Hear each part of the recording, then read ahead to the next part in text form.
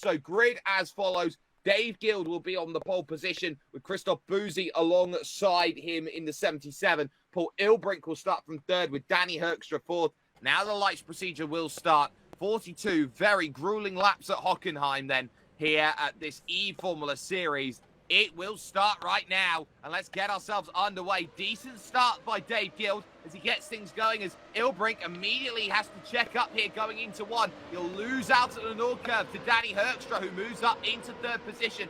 No, yes, one drama at the back. Marcellus Bruning goes around and spins. They head to the Einfahrt Parabolica at turn number 2 out on track, which follows then this next snaking section.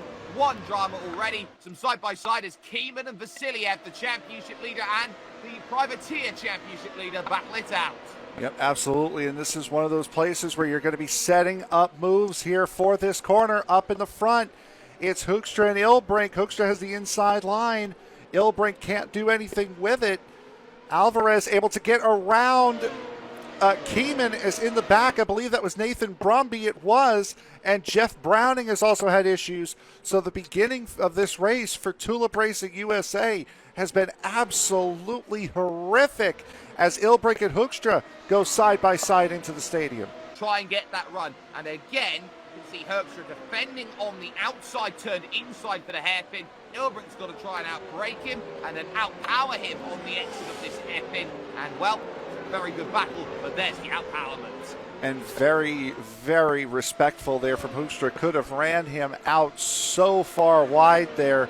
One place that there's not a gap, you'd say, at the moment is for Dave Guild at this stage over Christoph Boozy. He has opened out to a 2-second buffer at this moment at the front. And Dave Guild, who got one of his first wins of the season only a couple of rounds ago, has really gone on from strength to strength. And I think now that Dave is the real challenge that we are seeing now this season. Someone who has stepped up to the plate, improved, developed, and now is on a new level.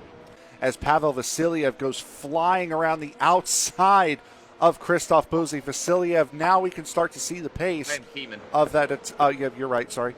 Of Keeman. And now we'll be able to see that pace of the Atomic Racing number 11 as he's got 3 seconds to try to make up on Javier Alvarez ahead of him.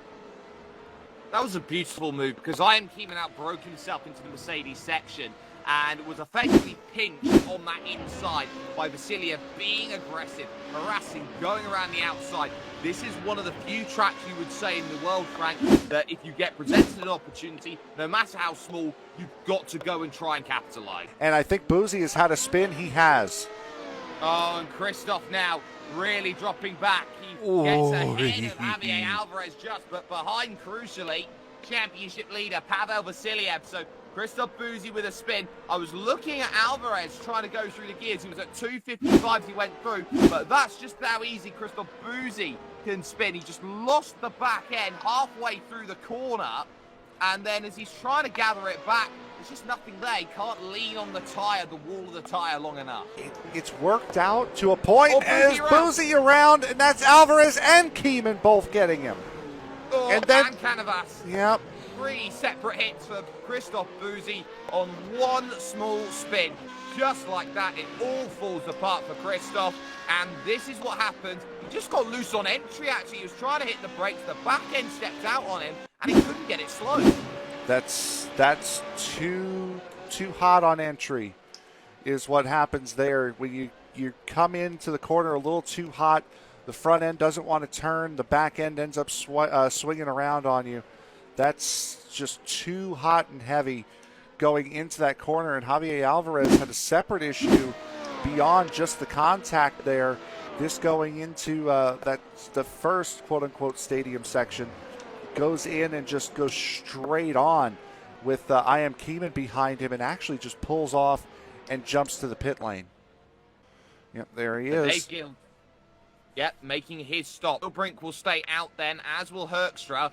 Vasiliev will decide to come down in then from 4th position and make that stop. And you've got to be so alert to this pit lane. It's 50 kilometers an hour in this one. It's a very short pit lane at Hockenheim, and that's going to mean that drivers are going to fall foul potentially of hitting the brakes and not getting it slowed down in time. Paul Ilbrink now takes the time to dive down into the pits, goes from 192 Ks down to 50, and he had to double brake there because he wasn't quite slowed enough.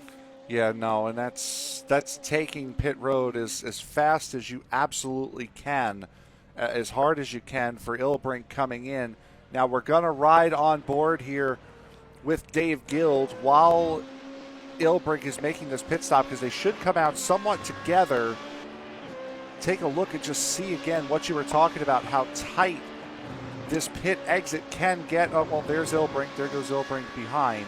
So not as close as I thought, but you could clearly see how close that can be if you're racing the guy coming out of the lane. And look at that gap at 1.1 seconds now. Paul Ilbrink is really cranking on the screws, trying to say, you know what, Dave?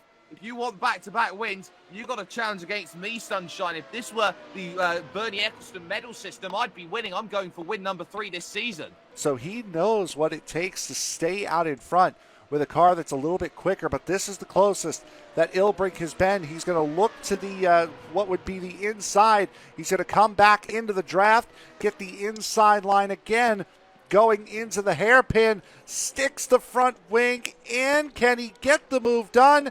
Yes, he can. Paul Ilbrink, not quite clear yet, but has the advantage, has the position on Guild, and now...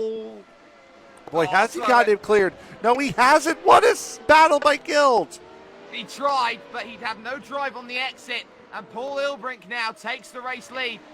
It's not yet, though. He's trying to angle that line. Wow. Late look to the inside from Dave Guild. Wide having to go is Paul Ilbrink. And suddenly they are now putting everything on the line in this battle going on.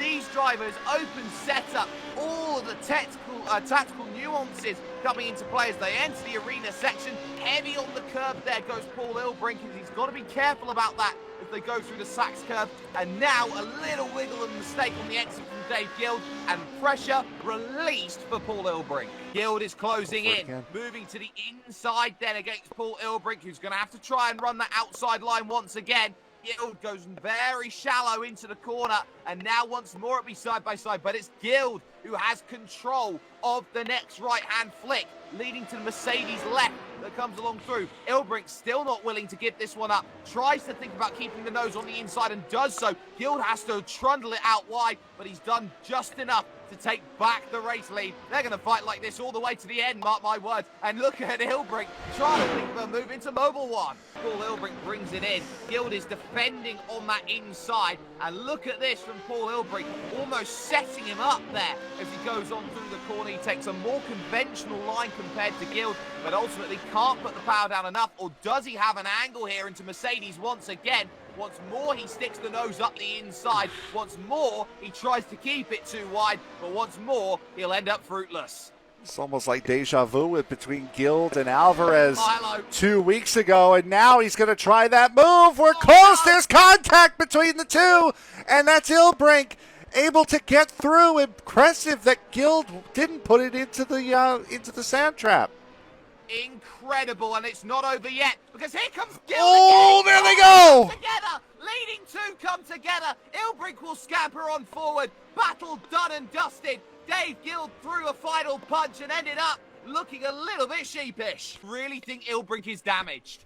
Yeah, it wouldn't surprise me either as we're watching the replay from overhead of those two coming together. It really wouldn't surprise me if there was some floor damage on Paul Ilbrink that's absolutely destroying him through these corners. Guild doesn't appear to have that kind of damage, but you could see just the speed through the corner that Guild is able to get compared to Ilbrink.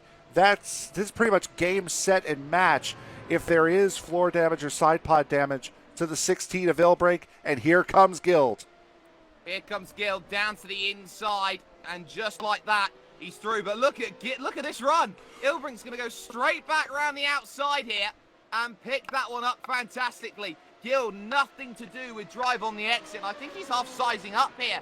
Paul Ilbrink, how much damage do you have as they will now continue to go? The gap now down to 7 seconds to Danny Herxler in third. And again, another look on the brakes down the inside. and it's Ilbrink taking that big wide line, trying to get a drive off of the exit here, and he's got, once again, another good drive. They've still got 4.5 laps to figure it out between them. Is Ilbrink going to throw one deep down the inside and say, well, turnabout's fair play? Once more, he'll try and send it through, but once more, it's a case of the game staying as it is. It's through for Dave Gill. Oh, there was a big hit to that curb there that Ilbrink took, really upset the rear end of that car. And now we're going to see really if Ilbrink has damage going through this section here. Gill, though, was able to get back through due to some of the damage that Ilbrink sustained, and as such, wins this event outright, with Ilbrink second and Danny Herkstra coming home in third.